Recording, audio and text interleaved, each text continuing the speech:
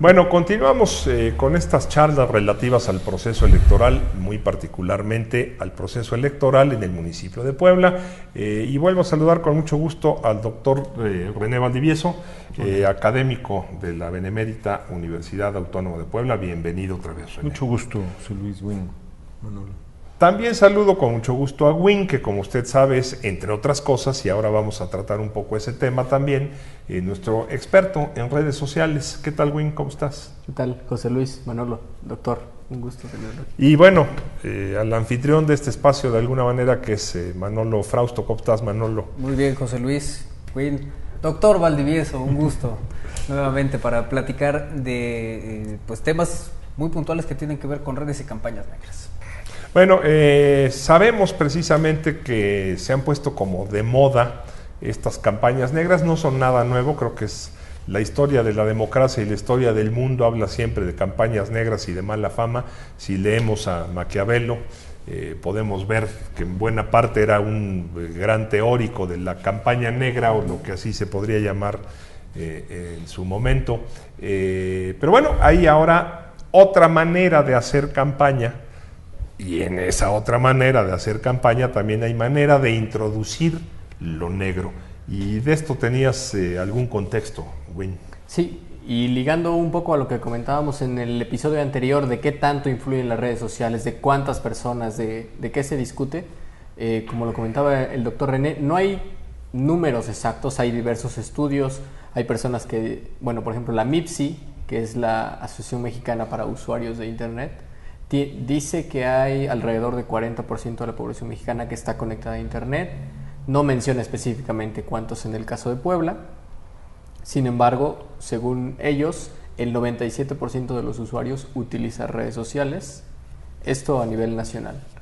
Y ligando eso con el asunto de las campañas negras, recordemos, lo comentamos en este espacio, el caso de Tony Gali en la UDLA.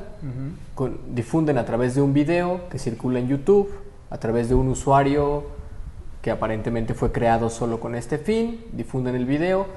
En la primera semana solo se discute en redes sociales y evidentemente solo se entera el círculo rojo, algunos de los usuarios que están ahí, porque ni siquiera todos los que estaban en redes sociales en Puebla. Y a mí me parece, no sé, que no hay en realidad un efecto notorio en la campaña hasta que sale a la parte de fuera de las redes sociales, a la parte en que ya se hacen marchas, en que incluso han circulado fotos. Yo he visto fotos en redes sociales de panfletos o de impresos con la captura del video y con la dirección del video, es decir, ligándolos directamente a las redes sociales, pero ya a los medios tradicionales. Entonces, no sé, habría que ver este efecto o este impacto que puede tener las redes sociales. Yo todavía tengo mis reservas. Me parece que sigue pesando mucho la parte tradicional, la parte de los medios de siempre, del panfleto, los medios masivos, de la radio, la televisión, los medios impresos, los espectaculares. Sí, así es. Ahora, ahí no sé qué tanto tienen impacto las campañas negras o es en este caso específico en la elección municipal, ¿no? Pues yo que sería la primera pregunta, René, para escuchar tu comentario. Las campañas negras no son nada nuevo, se han utilizado siempre. ¿Funcionan? ¿Sirven? ¿Van a desaparecer? Mira, ¿Las autoridades tendrían que hacer algo? por ahí, por cerca de la elección del 2006, salió un libro de Estados Unidos sobre las campañas negras muy bueno. Perdón que no les dé la ficha completa y todo eso. Pero ahí planteaba un asunto de la utilidad y de la inutilidad de las campañas negras. Incluso planteaban algo sumamente interesante, el proceso de cómo se te revierte una campaña negra. O sea, era verdaderamente un estudio interesante, pero con el mismo problema. Campañas negras que eran técnicamente medibles, o sea, no por redes sociales, las que conocemos, las que más se utilizan, que son inmedibles, El dato que estás diciendo de que 40% utiliza Internet, sí, pero eso no quiere decir que utilice redes sociales, o sea... Ni aun utilizando redes sociales se meta en cuestiones políticas. Además, sí, claro. También además, esa es la otra parte del asunto. Vamos a estar hablando de un segmento bajo, primero, segundo. Recuerden, toda esta discusión post-2006 fue muy interesante porque se decía, es que prohibir eso es prohibir derecho de expresión. libertad de expresión, etcétera. No se puede hacer, etcétera. Y había argumentos en el sentido de que hay sectores de la población con los cuales tienen capacidad para distinguir que esto es mentira, o esto no sirve, o esto es basura, o esto es campaña negra. Sí, pero hay otro segmento que no, al cual le llega como ¡pum!, un bombardeo. Aquel tipo le pegó a su esposa, punto. Aquel tipo, etcétera. Pero hay una cosa más. ¿Qué pasa cuando se difunden cosas que realmente sí sucedieron? Ese es el punto. Yo no llamaría eso campaña negra. Yo no llamaría eso campaña negra. Es difusión, pues que aprovechas. El tipo acertó, hay que difundir aquello. El tipo falló, pues hay que difundir aquello. Para mí la campaña negra va en el sentido, acuérdense, el 2006 creo que es muy relevante para poder distinguir dark marketing, campaña negra, de lo que sería la difusión de cosas que lo haces en términos de oportunidad política.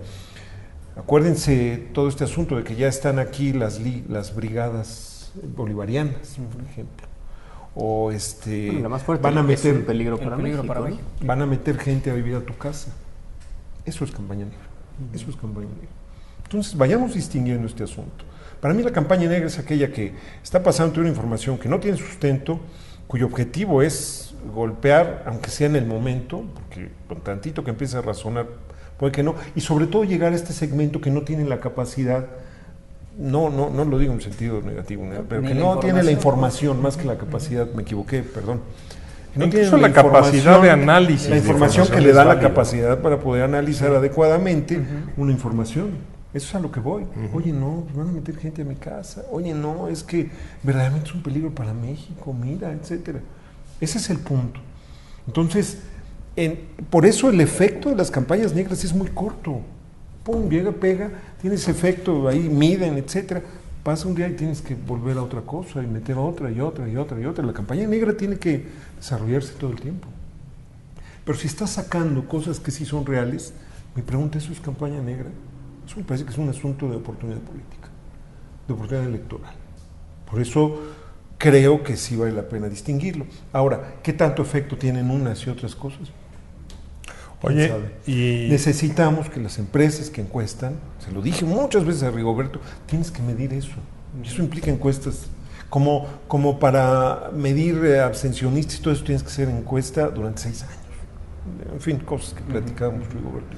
Sí, que era todo un experto, Rigoberto Benítez, nuestro amigo muy recordado, y que además de todo conocía en particular el municipio de Puebla como nadie. Tenía una encuesta de muchos años que le había venido dando seguimiento a los asuntos electorales en particular del municipio de Puebla. Pero bueno, René, a mí me queda claro, y creo que tienes toda la razón, una cosa es campaña negra y otra es evidenciar de manera así muy abierta verdades. Eso no es una campaña negra. Yo no lo defino como campaña negra.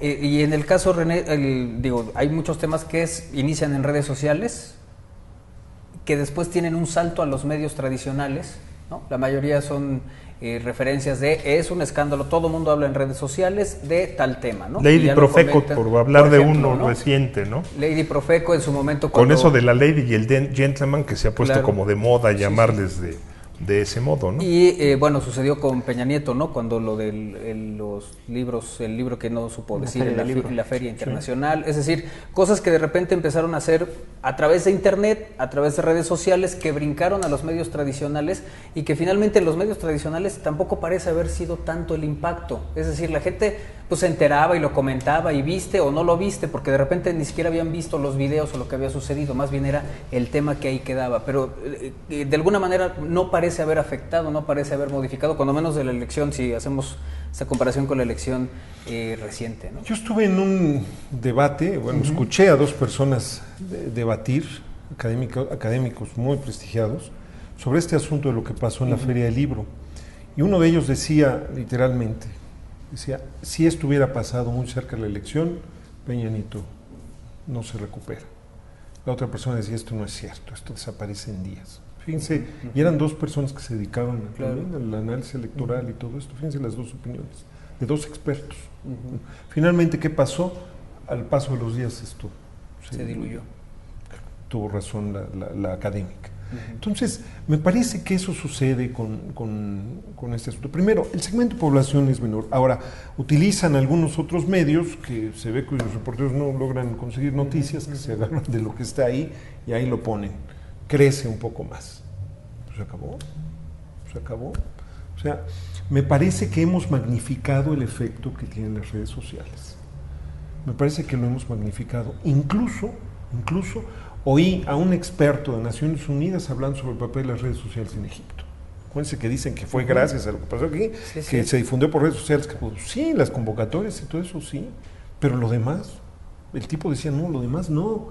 La convocatoria, las manifestaciones, esas manifestaciones que crecieron de 6 personas a millones después, es que sí fue por redes sociales que se hacía la convocatoria, pero te llamaban algo y demás, y te decían algo que está pasando, y te podían decir, es que el gobierno ya está llegando al límite, está matando gente y todo eso. Era una cosa que estaban viviendo, por eso digo que tanto se relaciona lo que te están planteando en términos de información, de comunicación, con tu vida diaria. Ahí sí lo magnificas, porque es real.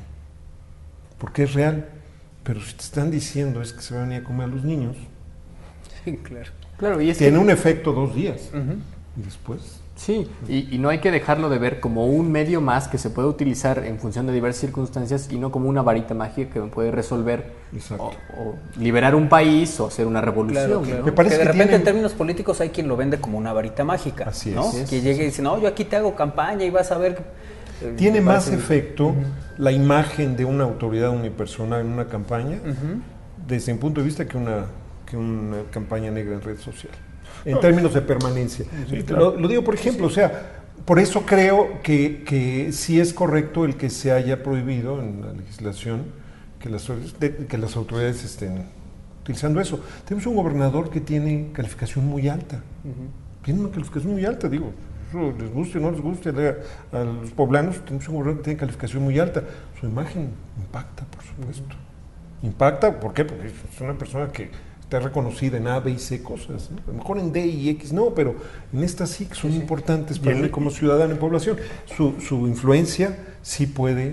Y sabe vender sus positivos, por eso también, ¿no? Su por eso, estrategia digo, de reconozcamos eso. Entonces, por eso está prohibido legalmente que se haga publicidad y que aparezcan y demás. Me parece correcto eso porque ahí sí es utilizable, ¿no? Entonces, bueno, pues sus méritos luego los tendremos que recordar, si los podemos asociar al partido o no al partido, etcétera. Como los méritos o los logros de otra persona que ha estado en alguna institución y que ha dado resultados. Entonces, eso ya debe quedar en el imaginario colectivo y que lo viviste. Cuando las cosas se viven, cuando pasan de la opinión a la realidad personal, es cuando tienen efecto. Y esto ustedes como comunicólogos lo deben de estudiar y saber más. O sea que, una distancia para resumir tu conversación con un dicho mexicano, René, porque además se nos acaba el tiempo, al fin y al cabo duele más el cuero que la camisa. O sea, lo que te pasa y te toca personalmente te hace tomar decisiones, ¿no? Así es. Lo que te ponen en los medios... Me afectan más mis dientes que mis parientes, dirían. Pues sí, para hablar en mexicano. Bueno, Win, René Valdivieso, Manolo Frausto, continuaremos seguramente con esta charla. Yo espero que estés con nosotros aquí en un par de semanas o así, a ver cómo van las campañas y a ver cómo se están planteando estas estrategias, pues, que están considerando, porque eso es algo que sí es un hecho, están considerando los medios sociales de comunicación mucho más que en otras campañas. ¿Va a influir? ¿No va a influir? Pues poco vivirá el que no lo vea, ¿no? Claro. ¿Me permites hacer un sondeo rápido? Para terminar, Win, porque ya se nos acabó el tiempo. Ok. ¿Creen que veremos una campaña negra o veremos acciones como parte de una campaña negra en el proceso electoral municipal más agresivo? Sí, no. Yo de entrada sí creo que va a haber otras y puede ser que sean muy agresivas. De ahí el impacto. Yo creo que sí, porque veo poca capacidad en los estrategas de las campañas, y una característica de los estrategas no muy capaces es la campaña negra. Al fin y al cabo es trinchera. Yo creo que sí, pero la invitación a quienes ven este programa y todo, a que empiecen a deslindar las cosas y a razonar a otro nivel. La elección es de nosotros, no es de quienes diseñan estas estrategias desde mi punto de vista, malas. Bueno, pues continuaremos en otra ocasión. Gracias.